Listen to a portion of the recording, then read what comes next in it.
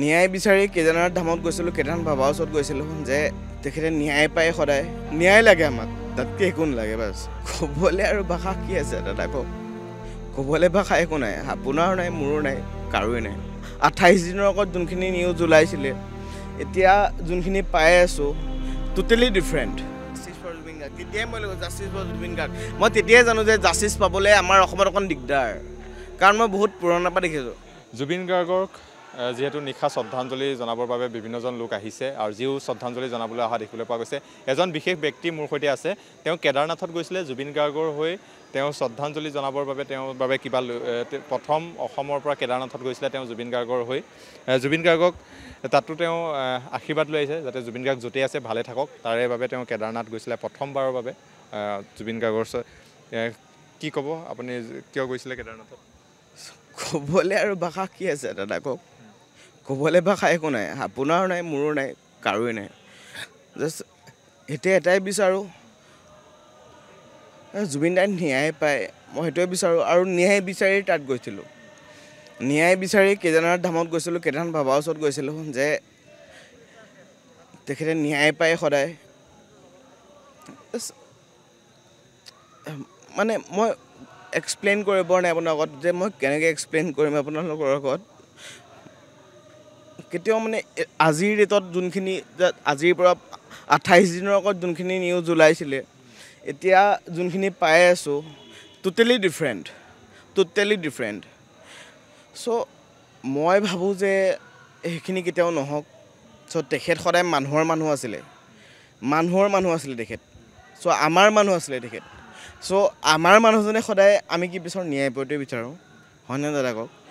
চ' মই নাজানো কোন আগত গৈছে কোন পিছত গৈছে কেদাৰনাথ ধাম, কিন্তু মই জানো যে মই তেখেতে ন্যায় পাবৰ কাৰণে মই তেখেতৰ ওচৰত কেদাৰনাথ ধামত মই নিজেই এজনী ভণ্টীয়ে বনাই দিছিলে মোক, যে ভণ্টী যেনেকৈ যাম, যে এনেকৈ যাম, যে বনাই দিয়া।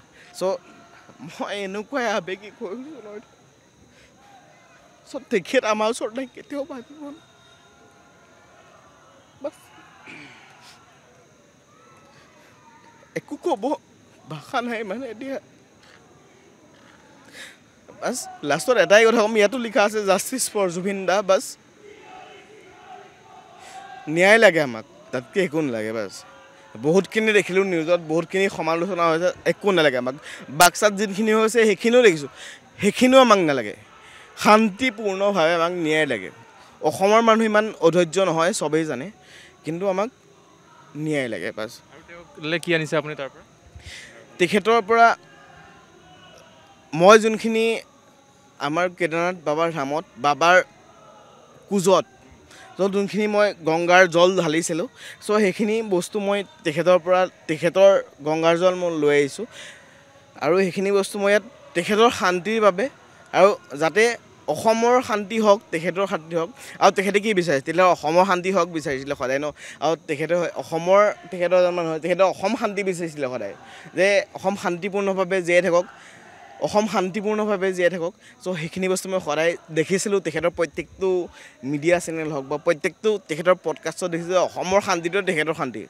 তেখেতে কেতিয়াও নিজৰ ঘৰৰ কাৰণে চিন্তা কৰি নাপালে, একদম হয় নাই কওক দাদা? তেখেতে কেতিয়াও নিজৰ ঘৰৰ কাৰণে কেতিয়াও চিন্তা কৰি নাপালে। অসমৰ হওক, য'ৰেই নহওক, ইণ্ডিয়াৰ প্ৰত্যেকজন মানুহ বা ভাৰতৰ প্ৰত্যেকজন মানুহ তাত যায়, প্ৰত্যেকজন মানুহৰ গংগাজল মই নিজেও ঢালিছোঁ তাত। সেই গংগাজল তেখেতলৈ লৈ আহিছোঁ, তেখেতে যাতে মুক্তি লাভ কৰে। যোন তেখেতৰ ওপৰত, তেখেতৰ যোনখিনি আপোনাৰ দুষ্কৃতিকাৰী হয়, তেখেতক যোনে চক্ৰান্ত কৰি মানে আপোনাৰ বলি দিলে, সেই বলি দিয়া মানুহখিনিৰ, তেখেতক যোনখিনি চক্ৰান্তকাৰী, চ' সেই বলি দিয়া মানুহখিনিৰ যাতে ধূলিসাৎ হওক, বাছ তেখেতে মুক্তি পাওক। মোৰ নামটো বিশ্বজিৎ বৰা হয়, মোৰ ঘৰ যোৰহাটৰ হয়। অৰিজিনেলি যোৰহাটৰ হয়, থাকোঁ গুৱাহাটীত। চ' মই এইটো জুবিন গাৰ্গো যোৰহাটৰ আছিলে সেইটো নহয় দাদা, কিন্তু জুবিন গাৰ্গ অসমৰ হয়, জুবিন গাৰ্গ অসমৰ হয়। গংগাজল লৈ আহিছে আৰু এতিয়া দিব? এতিয়া মই দিম। আৰু তেখেতৰ কাৰণে যোনখন লৈ আহিছোঁ, আকৌ এবাৰ মই দেখাই দিওঁ আপোনালোকৰ আগত। জাষ্টিছ ফৰ জুবিন গাৰ্গ, তেতিয়াই মই জাষ্টিছ ফৰ জুবিন গাৰ্গ, মই তেতিয়াই জানো যে জাষ্টিছ পাবলৈ আমাৰ অসমত অকণ দিগদাৰ, কাৰণ মই বহুত পুৰণাৰ পৰা দেখিছোঁ। অসমত যিমানখিনি চলি আছে এতিয়া, জাষ্টিছৰ কাৰণে বহুতখিনি দিগদাৰ মানে। অসমৰ মানুহে জাষ্টিছৰ কাৰণে